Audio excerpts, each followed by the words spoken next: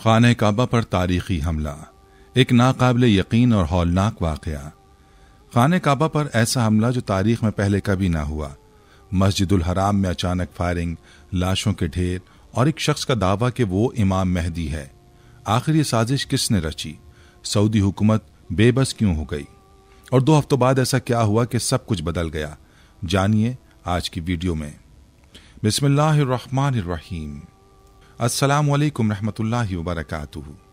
नाज़रीन, 20 नवंबर 1979 की सुबह जब दुनिया भर से आए लाखों मुसलमान बैतुल्लाह का तवाफ कर रहे थे और फजर की नमाज की अदायगी में मसरूफ थे, तभी अचानक हरम शरीफ के स्पीकर से एक गैर मुतवक्के ऐलान गूंजा, ऐ मुसलमानों, क़यामत बर्पा हो चुकी है और इमाम मेहदी का ज़हूर हो चुका है। ये अल्फाज सुनकर वहां मौजूद नमाजी हैरान परेशान रह गए। किसी को समझ नहीं आ रहा था कि यह ऐलान किसने किया है और इसका मकसद क्या है। लोग अभी संभलने की कोशिश ही कर रहे थे कि अचानक चारों तरफ से शदीद फायरिंग की आवाजें गूंजने लगी। ये फायरिंग किसी मामूली वाक़े का हिस्सा नहीं थी, बल्कि एक बहुत बड़ी साजिश का आगाज था। उस खाने काबा के सहन में तकरीबन 1 लाख से ज्यादा अकीदतमंद मौजूद थे, जो दुनिया के मुख्तलिफ खित्तों से हज और उम्रे की सादत के लिए आए थे। मगर इन मुकद्दस लम्हात में जब लोग अल्लाह के हुजूर झुके हुए थे, अचानक एक मुसल्लह गिरोह ने खाने काबा पर यलगार कर दी। यह हमलावर न सिर्फ जदीद असलहे से लैस थे, बल्कि इनकी तादाद भी 400 से 500 के दरमियान थी। जैसे इन शिद्दत पसंदों ने हरम शरीफ में दाखिल होकर अपना कब्जा जमाने की कोशिश की, 2 सिक्योरिटी गार्ड्स को गोली मारकर शहीद कर दिया गया। उस अचानक हमले से जायरीन में खौफ हिरास फैल गया और हर तरफ अफरा तफरी का आलम पैदा हो गया। हमलावरों ने फौरन तवाफ़े काबा रुकवा दिया और नमाजियों को जबरदस्ती जमीन पर बैठने पर मजबूर कर दिया। जो भी उनके खिलाफ आवाज बुलंद करने की हिम्मत करता, उसे फौरी तौर पर निशाना बनाया जाता। इस गैर मुतवक्के सूरत हाल के बायस लोग खौफ के मारे अपनी जगहों पर साकित हो गए और पूरे हरम शरीफ में एक दहशतनाक खामोशी छा गई, जिसे सिर्फ हमलावरों की फायरिंग की गूंज तोड़ रही थी। ये वाक़या न सिर्फ इस्लामी तारीख बल्कि आलमी तारीख के भी उन चंद सानिहात में शामिल है जब खाने काबा जैसे मुक़द्दस मकाम में इबादत मुअत्तल हुई और हज़ारों मुसलमान अपनी जानों के तहफ़्फ़ुज़ के लिए बेबसी की तस्वीर बने बैठे रहे। लेकिन ये हमलावर कौन थे? इनका असल मकसद क्या था? ये साजिश क्यों और किसकी ईमा पर रची गई थी? हरम शरीफ पर कब्जा कितने दिनों तक जारी रहा और आखिरकार किस तरह इन बागियों को काबे से निकाल कर मुक़द्दस मकाम को आज़ाद करवाया गया? ये तमाम तफसीलात जानने के लिए आज की वीडियो को आखिर तक देखें, ताकि इस लर्जा खेज और नाकाबिले यकीन तारीखी सानहे के तमाम पहलुओं को समझा जा सके। नाज़रीन, ये 20 नवंबर 1979 की एक आम सुबह थी जब हजारों मुसलमान खाने काबा के सहन में जमा थे और फजर की नमाज की अदायगी की जा रही थी। उस वक्त शेख मोहम्मद अल सबील, जो कि उस दौर के इमाम काबा थे, बैतुल्लाह के ऐन सामने खड़े होकर नमाज की इमामत कर रहे थे। उनके पीछे अकीदतमंदों की लंबी कतारें थीं और पूरा हरम अल्लाह की इबादत में मशगूल नजर आ रहा था। किसी को अंदाजा नहीं था कि यहाँ चंद लम्हों बाद एक ऐसा सानहा रूनुमा होने वाला है जो तारीख के सफ़हात पर हमेशा के लिए दर्ज हो जाएगा। नमाज खत्म होने के बाद इमाम साहब ने हस्ब मामूल माइक्रोफोन के जरिए दुआएं पढ़नी शुरू कर दी। जायरीन भी हाथ उठाए पूरे खुशू खुजू के साथ आमीन कह रहे थे। उसी दौरान इमाम साहब की नज़र मस्जिदुल हराम के सहन में पिछली सफ़ों से आगे बढ़ते कुछ अफराद पर पड़ी, जो अपने कांधों पर एक ताबूत उठाए हुए थे।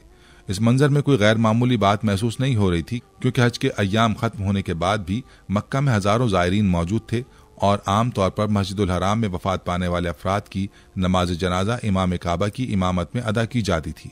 चुनांचे ये कोई गैर रिवायती अमल नहीं लग रहा था और बेशतर नमाजियों ने भी इस पर ज्यादा तवज्जो नहीं दी। लेकिन करीब से देखने पर कुछ अजीब सा महसूस होने लगा। ताबूत उठाने वाले अफराद के चेहरों पर एक गैर मामूली संजीदगी और पुरअसरारियत थी। उनके हुलिये आम जनाजा लाने वालों से मुख्तलिफ थे और उनकी हरकत मशकूक मालूम हो रही थीं। जैसे ही वो ताबूत लेकर मस्जिदुल हराम के मरकजी हिस्से की तरफ पहुंचे, अचानक एक ऐसा मंजर सामने आया जिसने पूरे हरम को लर्जा कर रख दिया। अचानक नमाजियों के दरमियान से एक शख्स जो मैले कुचैले कपड़ों में मलबूस था और जिसकी दाढ़ी बिखरी हुई थी, आगे बढ़ा और एक जर्री और मुश्तइल अंदाज में चलता हुआ सीधा इमाम काबा की जानिब आया और बगैर किसी तवक्कुफ के उन्हें शदीद धक्का देकर माइक्रोफोन छीन लिया। मस्जिदुल हराम में मौजूद तमाम नमाजी ये मंजर देखकर हैरान और परेशान रह गए, क्योंकि खाने काबा जैसे मुकद्दस मकाम में इस तरह की हरकत का तस्वुर भी महाल था। उस शख्स ने निहायत बुलंद आवाज में जोश और जज्बे से भरपूर लहजे में माइक्रोफोन पर ऐलान किया, मुसलमानों, इमाम मेहदी का ज़हूर हो चुका है, अल्लाहु अकबर। ये अल्फाज सुनते ही अचानक पूरे हरम में एक खौफनाक हलचल मच गई।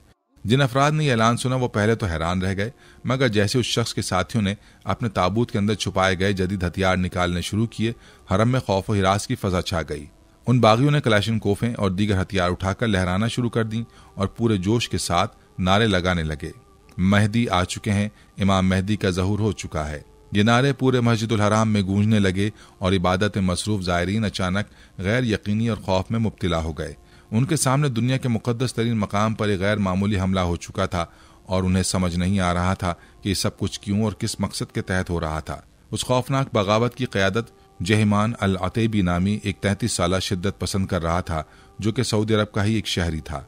जहिमान ने माइक्रोफोन पर पूरी शिद्दत से ऐलान किया कि ये मोहम्मद बिन अब्दुल्ला अल कहतानी हैं और यही इमाम मेहदी हैं। यह ऐलान न सिर्फ गैर मुतवक्के था बल्कि मस्जिदुल हराम में मौजूद ज़ायरीन के लिए हैरान कुन और नाकाबिले यकीन भी था। जहिमान ने मजीद कहा कि तुम सब पर फर्ज है कि तुम इनके हाथ पर बैत करो और इन्हें इमाम मेहदी तस्लीम करो। दिलचस्प बात यह थी कि जिस शख्स को इमाम मेहदी करार दिया जा रहा था, यानी मोहम्मद बिन अब्दुल्ला अल कहतानी, वो दरअसल खुद जहिमान अल अतैबी का बहनोई था। इस हकीकत ने इस बगावत के पीछे कार फरमा साजिश और धोखादही को मजीद वाज़ेह कर दिया। ये वाक़या सिर्फ एक बगावत नहीं थी बल्कि मस्जिदुल हराम की तारीख में एक ऐसा लम्हा था जिसने पूरी इस्लामी दुनिया को हिलाकर रख दिया। अब सवाल यह था कि ये हमलावर किस तरह इतने मुनज़्ज़म अंदाज में खाने काबा में दाखिल हुए, इनका असल मकसद क्या था और सऊदी हुकूमत किस तरह इनके खिलाफ कार्रवाई करेगी। ये सब जानने के लिए हमें मजीद तफसील में जाना होगा। जहिमान बिन मोहम्मद बिन सैफ अल अतैबी, जो कि सऊदी अरब के एक मारूफ नजदी बद्दू कबीले से ताल्लुक़ रखता था, एक नहायत मजबूत शिद्दत पसंद नज़रियात रखने वाला शख्स था। उसने बरसों तक अपने हम ख्याल साथियों को एक इंतहाई मुनज़्ज़म बगावत के लिए तैयार किया था, जिसका मकसद खाने काबा पर कब्जा करके अपने खुद साख्ता अकायद को मुसलमानों पर मुसल्लत करना था। जब जहिमान और उसके 400 से 500 के करीब मुसल्लह साथियों ने मस्जिदुल हराम पर धावा बोला तो उन्होंने सबसे पहला काम ये किया कि हरम शरीफ के तमाम दाखिली दरवाजे ज़बरदस्ती बंद कर दिए ताकि कोई भी शख्स बाहर ना निकल सके और ना ही किसी को अंदर आने का मौका मिले। इस तरह तकरीबन 1 लाख से जायद ज़ायरीन जो कि अल्लाह की इबादत में मशगूल थे, अचानक यरगमाल बन गए और मस्जिदुल हराम की हर गली, हर महराब, हर गोशे पर उन शिद्दत पसंदों का मुकम्मल कंट्रोल कायम हो चुका था। जो भी मज़ाहमत करने की कोशिश करता उसे फौरन गोली मार दी जाती। उन बागियों ने न सिर्फ खाने काबा के गिर्द होने वाला तवाफ जबरदस्ती रुकवा दिया बल्कि नमाजियों को हुक्म दिया कि वो उनके अहकामात पर अमल करें। ये एक ऐसा खौफनाक लम्हा था जिसे तारीख में सदियों बाद पहली मर्तबा देखा जा रहा था। जहिमान ने अपने बहनोई मोहम्मद बिन अब्दुल्ला अल कहतानी को आगे बढ़ाकर ऐलान किया कि ये वही इमाम मेहदी हैं और इनके आने की पेशगोई पूरी हो चुकी है। उसके साथियों ने पूरी मस्जिदुल हराम में अपनी पोजीशनें संभाल ली और हर समत से नारे बुलंद होने लगे, इमाम मेहदी आ चुके हैं, तुम सब पर फर्ज है कि इनके हाथ पर बैत करो। ये इस्लामी तारीख में वो नाजुक लम्हा था जब पहली बार आम मुसलमानों के लिए बैतुल्लाह के दरवाजे बंद कर दिए गए थे। सदियों में ये पहला मौका था कि खाने काबा में इबादात मुकम्मल तौर पर मुअत्तल हो चुकी थीं और ज़ायरीन खौफ व हरास के आलम में अपनी जिंदगी की हिफाजत के लिए बेबसी की तस्वीर बने हुए थे। जैसे ही सऊदी हुकूमत को मस्जिदुल हराम पर हमले की इत्तला मिली, हुक्काम ने फौरन आला फौजी क़यादत को हंगामी इजलास के लिए तलब कर लिया। ये एक ऐसी सूरत हाल थी जिसका सामना सऊदी हुकूमत ने पहले कभी नहीं किया था। लिहाजा पहला कदम यही था कि फौज को फौरी तौर पर तैनात किया जाए और उस बगावत को कुचलने के लिए मौसर कार्रवाई की जाए। लेकिन यह मामला आम अस्करी मुदाखलत जैसा नहीं था, क्योंकि 2 इंतहाई संगीन वजूहात के बायस फौज को फौरी कार्रवाई में दुश्वारी का सामना था। मस्जिदुल हराम का मुकद्दस तरीन मकाम और उसकी हिफाजत हर मुसलमान की अव्वलीन जिम्मेदारी है। सऊदी हुकूमत के लिए फैसला करना बहुत मुश्किल था कि वहां बराह रास्त फौजी कार्रवाई की जाए, क्योंकि किसी भी तरह के नुकसान का मतलब सिर्फ एक अस्करी नुकसान नहीं बल्कि एक बड़ा मजहबी और बैनुल अक़वामी बहरान बन सकता था। जहिमान और उसके साथियों ने मस्जिदुल हराम में सिर्फ दाखिल होकर कब्जा ही नहीं किया था बल्कि इंतहाई चालाकी से मस्जिद के मीनारों पर अपने बेहतरीन निशानेबाज स्नाइपर्स बिठा दिए थे। उनका मकसद ये था कि जैसे ही कोई भी फौजी हरम शरीफ के करीब आने की कोशिश करे उसे फौरन गोली मार दी जाए। जब सऊदी फौज ने एहतियात के साथ मस्जिदुल हराम के करीब पहुंचने की कोशिश की तो बागियों ने अचानक शदीद फायरिंग शुरू कर दी। चारों तरफ से गोलियों की बौछार होने लगी और कई सऊदी फौजी मौके पर ही मारे गए। ये वाज़ेह हो चुका था कि जहिमान और उसके साथी मुकम्मल तैयारी के साथ आए थे और वो किसी भी कीमत पर खाने काबा पर अपना कब्जा बरकरार रखना चाहते थे। सूरत हाल इस कदर पेचीदा हो चुकी थी कि अगर हुकूमत जल्दबाजी में कोई कदम उठाती तो मस्जिदुल हराम में मौजूद 1 लाख से जायद मासूम ज़ायरीन की जानें खतरे में पड़ सकती थीं। इसलिए सऊदी हुकूमत ने फैसला किया कि किसी भी हमले से पहले इंतहाई मोहतात और मौसर हिकमत अमली तैयार की जाए ताकि कम से कम नुकसान हो और यरगमालियों को बहिफाजत बाहर निकाला जा सके। नाज़रीन, इस मुहासरे का इख्तिताम कैसे हुआ? ये बागी आखिर कितने दिनों तक खाने काबा पर काबिज रहे? सऊदी हुकूमत ने इस नाजुक सूरत हाल को संभालने के लिए क्या हिकमत अमली अपनाई? ये बगावत कुचलने के लिए कौन सा खुसूसी ऑपरेशन तरतीब दिया गया? और सबसे अहम बात, पाकिस्तानी फौज के जनरल परवेज मुशर्रफ ने उस तारीखी ऑपरेशन में क्या किरदार अदा किया? ये सब जानने के लिए हमारी तफसीली वीडियो के इख्तिताम तक हमारे साथ रहिए, क्योंकि आगे हम आपको बताएंगे कि तारीख के इस खौफनाक सानहे का अंजाम किस तरह हुआ। नाज़रीन, ये हमला सिर्फ मस्जिदुल हराम पर कब्जे तक महदूद नहीं था, बल्कि ये पूरी इस्लामी दुनिया के लिए एक संगीन खतरा बन चुका था। खाने काबा पर कब्जा महज एक मजहबी बगावत नहीं, बल्कि उसके साथ एक गहरी सियासी और अस्करी चाल भी कार फरमा थी, जो पूरे खित्ते में अदम इस्तेहकाम पैदा कर सकती थी। जब सऊदी हुकूमत को इस खौफनाक हमले की इत्तला मिली तो सबसे पहला कदम मीडिया पर मुकम्मल पाबंदी आयद करना था, ताकि ये खबर बाहर की दुनिया में न फैल सके और किसी भी किस्म की बैनुल अक़वामी मदाखलत या मनफी प्रोपेगेंडे का सामना न करना पड़े। लेकिन इसके बावजूद इतने बड़े सानहे को मुकम्मल तौर पर छुपाना मुमकिन न था और जल्द ही ये खौफनाक खबर मुख्तलिफ जराए से बाहर निकलना शुरू हो गई। जैसे ये खबर सऊदी अरब से निकलकर दुनिया के मुख्तलिफ ममालिक में पहुंची, इसके असरात फौरन देखे जाने लगे। जब पाकिस्तान में लोगों को मस्जिदुल हराम पर हमले की खबर मिली तो शदीद गुस्से और इश्तिआल की लहर दौड़ गई। हालात इस कदर संगीन हो गए कि इस्लामाबाद में मौजूद अमरीकी सिफारत खाने पर मुश्तइल हुजूम ने हमला कर दिया। यह हमला इसलिए किया गया क्योंकि ईरान की हुकूमत की जानिब से ये प्रोपेगेंडा फैलाया जा रहा था कि मस्जिदुल हराम पर होने वाली ये बगावत दरअसल अमरीकी और सेहूनी साजिश का हिस्सा है। ये वाकया देखते ही देखते पूरी इस्लामी दुनिया में आग की तरह फैल गया। लोग हैरान और गमजदा थे कि आखिर दुनिया के मुकद्दस तरीन मकाम पर ऐसा खौफनाक वाकया कैसे रूनुमा हो सकता है। दूसरी जानिब मस्जिदुल हराम के अंदर बेशुमार उम्र ज़ायरीन अपनी जान से हाथ धो बैठे थे। बागियों ने मस्जिदुल हराम में अपना मुकम्मल कंट्रोल कायम कर लिया था और किसी को भी अदना सी मज़ाहमत की इजाजत न थी। जो भी बागियों के खिलाफ आवाज उठाने या बाहर निकलने की कोशिश करता, उसे फौरन गोली मार दी जाती। यह हमला किसी इत्तफाकी वाक़े या जज्बाती कार्रवाई का नतीजा नहीं था, बल्कि एक सोची समझी मुकम्मल तौर पर मुनज़्ज़म और इंतहाई चालाकी से तैयार की गई बगावत थी, जिसकी तैयारी बरसों से जारी थी। बागियों के सरबराह जहमान बिन मोहम्मद बिन सैफ अल अतैबी के बारे में ये जानना जरूरी है कि वो महज कोई आम शख्स नहीं था। वो न सिर्फ एक इंतहाई ज़ीरक मास्टरमाइंड था, बल्कि उसे सऊदी अरब के फौजी और मजहबी निज़ाम के बारे में अंदरूनी मालूमात हासिल थीं। यही नहीं, बल्कि वो माजी में खुद सऊदी फौज का हिस्सा रह चुका था। उस दौरान उसने मस्जिदुल हराम के हर खुफिया दरवाजे, हर जेर ज़मीन गुजरगाह और हर पोशीदा मकाम से मुताल्लिक गहरी मालूमात हासिल कर ली थीं। उसे मालूम था कि मस्जिदुल हराम में कहाँ पर छुपने की बेहतरीन जगह मौजूद हैं और किस तरह वहां पर बगैर किसी को खबर हुए हथियार पहुंचाए जा सकते हैं। जहमान के पस मंजर को देखें तो उसका वालिद सऊदी शाही खानदान के करीबी अफराद में शुमार होता था। मजीद ये कि जहमान खुद भी एक वक्त में सऊदी अरब के मुफ्ती आजम का शागिर्द रह चुका था। ताहम वक्त के साथ साथ वो इंतहाई शिद्दत पसंद नजरियात का कायल होता गया और सऊदी हुकूमत का सख्त मुखालिफ बन गया। ये शख्स पहले भी हुकूमत के खिलाफ साजिशों में मुकम्मल रह चुका था। ये शख्स पहले भी हुकूमत के खिलाफ साजिशों में मुलव्विस रह चुका था और मुतादिद बार जेल भी जा चुका था, लेकिन हर बार वो खुद को ज्यादा खतरनाक और ज्यादा मुनज़्ज़म बनाकर बाहर आता था। नाज़रीन, अब अगर बात करें बागियों ने मस्जिदुल हराम में हथियार कैसे पहुंचाए, ये सब एक इंतहाई होशियारी और चालाकी से तैयार किए गए मंसूबे का नतीजा था। उन्होंने हथियारों को ताबूतों में छुपाकर मस्जिदुल हराम के अंदर स्मगल किया। चूंकि मक्का मुकर्रमा में आम तौर पर वफात पा जाने वाले ज़ायरीन की नमाज जनाजा मस्जिदुल हराम में अदा की जाती है, इसलिए किसी को जरा भी शक न हुआ कि इन ताबूतों के अंदर लाशों के बजाय क्लैशिनकोफें, गोलियां, ग्रेनेड और दीगर हथियार छुपे हुए हैं। यह मंसूबा इतने परफेक्ट तरीके से तरतीब दिया गया था कि किसी भी सऊदी इंटेलिजेंस या सिक्योरिटी एजेंसी को पहले से जरा भी खबर न हो सकी। फिर 20 नवंबर 1979 की सुबह उन बागियों ने अपने मंसूबे पर अमल दरामद किया और खाने काबा पर एक गैर मुतवक्के हमला करते हुए मस्जिदुल हराम पर मुकम्मल कब्जा जमा लिया। यह कब्जा मामूली मुद्दत के लिए नहीं था, बल्कि पूरे 2 हफ्तों तक खाने काबा पर बागियों का तसल्लुत कायम रहा। इन 14 दिनों में मस्जिदुल हराम में इबादत मुकम्मल तौर पर मुअत्तल रहीं और ज़ायरीन खौफ व हिरास में मुब्तला रहे। नाज़रीन, ये बागी आखिर चाहते क्या थे? इनका असल मकसद क्या था? तो इनका पहला मकसद मस्जिदुल हराम पर मुकम्मल कब्जा कायम करके एक जाली इमाम मेहदी का ऐलान करना था। वो चाहते थे कि दुनिया भर के मुसलमान उनके नाम नहाद इमाम मेहदी के हाथ पर बैत करें और उसे हकीकी इमाम मेहदी तस्लीम करें। उनकी कोशिश थी कि सऊदी हुकूमत पर दबाव डाला जाए कि वो उनके खुद साख्ता इमाम को कबूल कर ले और उसके खिलाफ कार्रवाई ना करे। अगर ये बगावत मजीद तूल पकड़ती तो पूरे सऊदी अरब में खाना जंगी शुरू हो सकती थी, जो पूरे मशरिक़ वुस्ता को भी अपनी लपेट में ले सकती थी। ये एक सोची समझी बैनुल अक़वामी साजिश थी जिसका मकसद सिर्फ मस्जिदुल हराम पर कब्जा नहीं बल्कि सऊदी शाही हुकूमत के खात्मे और पूरे मुस्लिम वर्ल्ड में इंतशार पैदा करना था।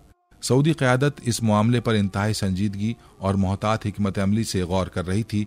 हुकूमत के लिए सबसे बड़ा चैलेंज ये था कि मस्जिदुल हराम को कैसे आज़ाद करवाया जाए।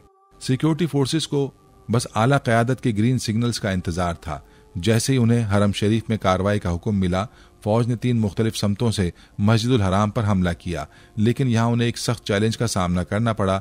बागियों की पोजीशन इंतहाई मजबूत थी। वो मस्जिद के बुलंद मीनारों पर स्नाइपर्स बिठा चुके थे जो हर उस शख्स को गोली मार रहे थे जो मस्जिदुल हराम के अंदर दाखिल होने की कोशिश करता।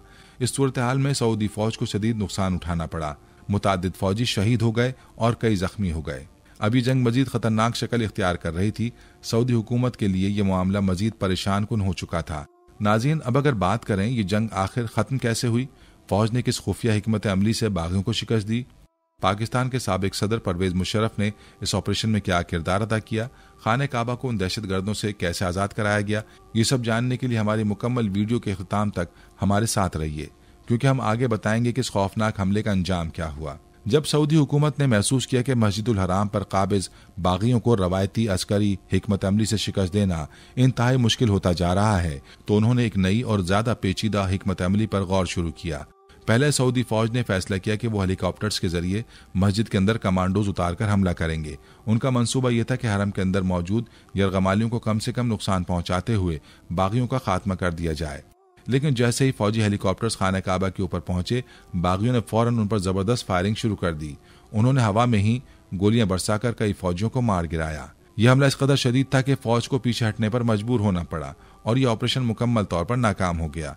ये वो लम्हा था जब सऊदी हुक्काम को अंदाजा हुआ कि अगर हमला बराह रास्त सामने से किया गया तो उसमें बेशुमार इंसानी जानों का नुकसान हो सकता है। चुनाचे एक नई और ज्यादा चालाकी से तैयार की गई हिकमत अमली वज़ा की गई। ये वो वक्त था जब किसी ज़हीन शख्स के दिमाग में बिन लादेन ग्रुप का नाम आया।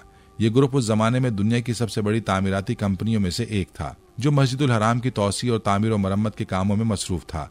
यही वजह थी कि उसके पास मस्जिदुल हराम के इंतहाई खुफिया, पेचीदा और गैर मारूफ रास्तों के मुकम्मल नक्शे मौजूद थे। यहाँ पर यह जानना जरूरी है कि उसामा बिन लादेन के बड़े भाई सालिम बिन लादेन उस वक्त बिन लादेन ग्रुप के सरबराह थे। जैसी हुकूमत को मालूम हुआ कि बिन लादेन ग्रुप के पास मस्जिदुल हराम के अंदरूनी खुफिया रास्तों की मुकम्मल तफसीलात मौजूद हैं, तो फौरी तौर पर उनसे राब्ता किया गया। सालिम बिन लादेन ने सऊदी फौज और हुकाम को तमाम खुफिया सुरंगों, जेर जमीन रास्तों और पोशीदा दरवाजों के बारे में तफसीली मालूमात फराहम की, जो मस्जिदुल हराम के मुख्तलिफ हिस्सों को आपस में जोड़ते थे। अब हुकूमत के पास एक नया, ज्यादा मौसर, निस्बतन कम खतरनाक हमले का मंसूबा था।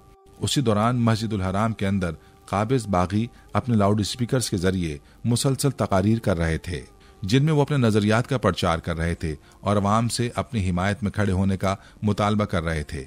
उन्होंने सऊदी हुकूमत के सामने कई सख्त शराइत पेश की, जो कि दरहकीकत मुकम्मल बगावत और सियासी तब्दीली का मुतालबा था। बागियों के अहम मुतालबात थे कि सऊदी अरब तमाम मगरबी ममालिक से अपने ताल्लुकात को मुकम्मल तौर पर ख़त्म करे, सऊदी हुकूमत को बरतरफ करके एक नया निज़ाम नाफिज किया जाए जो उनके नजरियात पर मबनी हो। अमेरिका को तेल की फरोख्त फौरी तौर पर बंद कर दी जाए ताकि वो सऊदी दौलत पर इन्हिसार न कर सके। सऊदी अरब में मुकीम तमाम गैर मुल्कियों को फौरी तौर पर मुल्क बदर किया जाए। ये मुतालबात सऊदी हुकूमत के लिए नाकाबिले कबूल थे। उस वक्त सऊदी अरब मगरबी दुनिया के साथ करीबी ताल्लुकात रखता था और तेल की बरामदात उसकी मईशत की बुनियाद थी।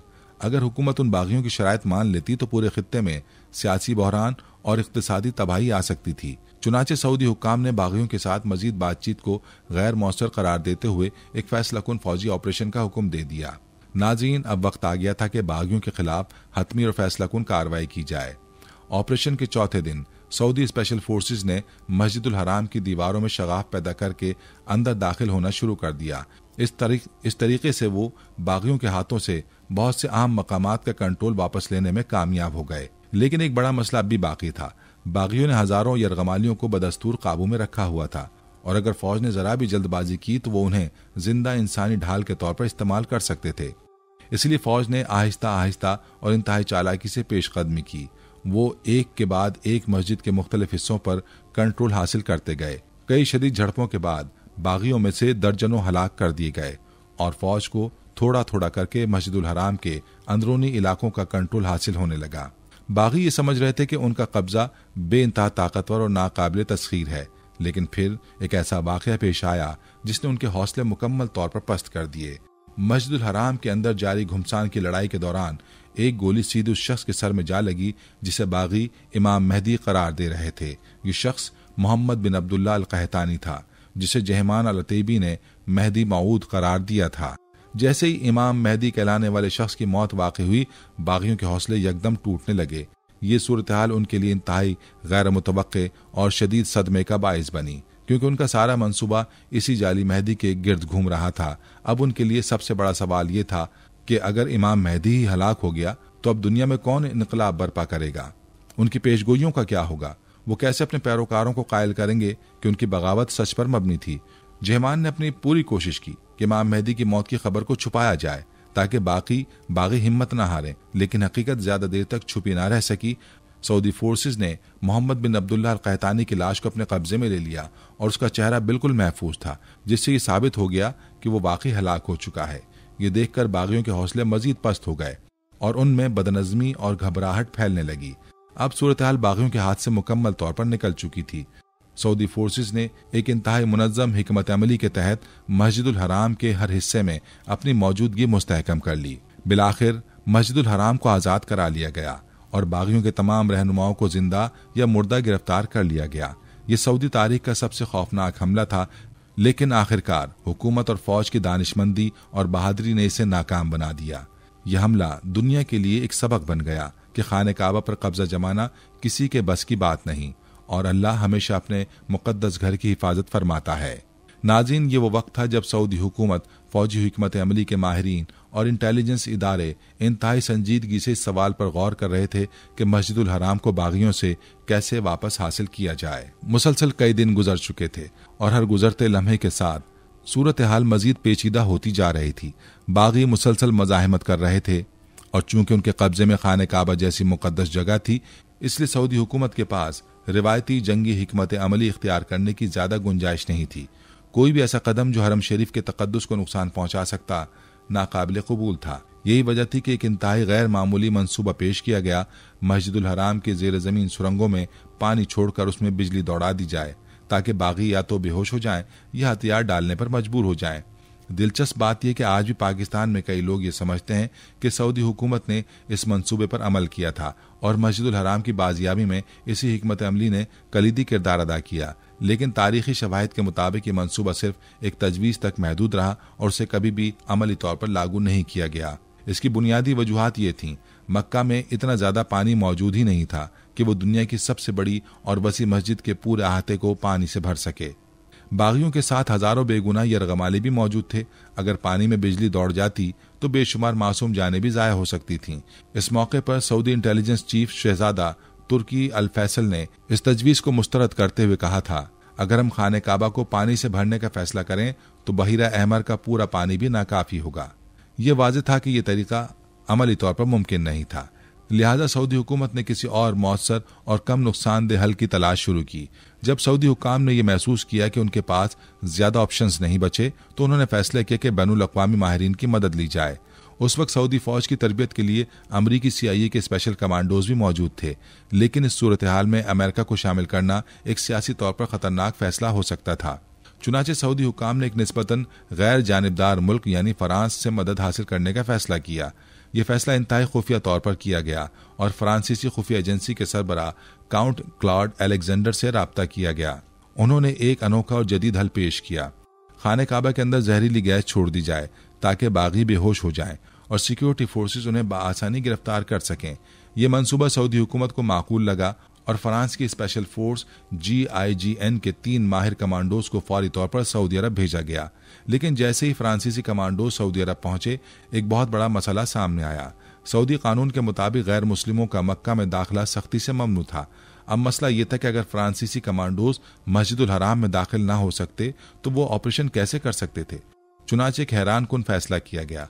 फ्रांसीसी स्पेशल फोर्सेस के उन 3 माहिरीन को बाज़ाब्ता तौर पर कलमा पढ़वाया गया और उन्हें मुशर्रफ बा इस्लाम कर दिया गया। उसके बाद वो मक्का रवाना हो गए और उन्होंने सऊदी स्पेशल फोर्सेस के साथ मिलकर ऑपरेशन की हतमी मनसूबाबंदी शुरू कर दी। जैसे ही ऑपरेशन का आगाज हुआ, फ्रांसीसी माहिरीन ने मखसूस रास्तों के जरिए खाने काबा के अंदर जहरीली गैस छोड़ दी। लेकिन यहाँ एक और बड़ी मुश्किल सामने आई। मस्जिदुल हराम का रकबा बहुत वसी था, जिसकी वजह से गैस यकसा तौर पर हर जगह नहीं फैल सकी। मस्जिद के अंदर बड़ी खुली राहदारियां, वसी दालान, तहखाने मौजूद थे, जिसकी वजह से गैस का असर कम हो गया। ये देखकर सऊदी फौज ने एक दूसरा मंसूबा भी साथ ही शुरू किया। फौजी दस्ते गैस मास्क पहनकर मस्जिद के मुख्तलिफ हिस्सों में दाखिल हुए। मस्जिद की दीवारों में कई जगहों पर छोटे सुराख किए गए। उन सुराखों से दस्ती बम फेंके गए, जिनसे बागियों को शदीद नुकसान पहुंचा। कई बागी उसी दौरान हलाक हो गए, जबकि कुछ ने हथियार डालने में ही आफियत समझी। ये मुहासरा 14 दिन तक जारी रहा। इतने दिनों की मुसलसल लड़ाई, गैस के हमले और फौजी दबाव के बाइस बागियों के हौसले मुकम्मल तौर पर टूट चुके थे। उनके पास खुराक खत्म हो चुकी थी, हथियारों का जखीरा खत्म हो रहा था। सबसे बढ़कर उनका खुद साख्ता इमाम मेहदी मारा जा चुका था। बिलाखिर 4 दिसंबर 1979 को बाकी ईमानदार बागियों ने हथियार डाल दिए। उनमें जहीमान अल अतीबी भी शामिल था। जब सऊदी इंटेलिजेंस चीफ शहजादा तुर्की अल फैसल जहीमान अल अतीबी से अस्पताल में मिलने गए तो उसने उनका हाथ थामकर बेबसी से कहा, शाह खालिद से कहो कि मुझे मुआफ कर दें, मैं आइंदा ऐसी कोई गलती नहीं करूंगा। लेकिन अब मुआफी के दरवाजे बंद हो चुके थे। कुछ दिनों बाद जहीमान अल अतीबी और उसके 62 साथियों को सरेआम सजाए मौत दे दी गई और यूं उस तारीखी बगावत का खात्मा हुआ। नाज़रीन, ये थी हमारी आज की वीडियो। हम उम्मीद करते हैं कि आपको हमारी आज की ये वीडियो जरूर पसंद आई होगी। अगर आपको हमारी आज की ये वीडियो पसंद आई है तो आपसे गुजारिश करते हैं कि आप हमारे चैनल को जरूर सब्सक्राइब कर लें और साथ ही लगे बेल के बटन को भी प्रेस कर लें, ताकि आपके पास हमारी आने वाली मजीद मालूमाती वीडियोस का नोटिफिकेशन बर वक्त मिलता रहे। सब्सक्राइब के साथ साथ हमारी वीडियोस को लाइक भी करें और अपनी कीमती राय का इजहार कमेंट्स में जरूर करें। कमेंट्स में आप अपने सवालात भी हम तक पहुंचा सकते हैं। अल्लाह ताला आपको अपने हिफ्ज़ अमान में रखे, आमीन। नहनु नुहारबु लिकई नजलिबन नस्र लिल हक़्क़ि वल दीन।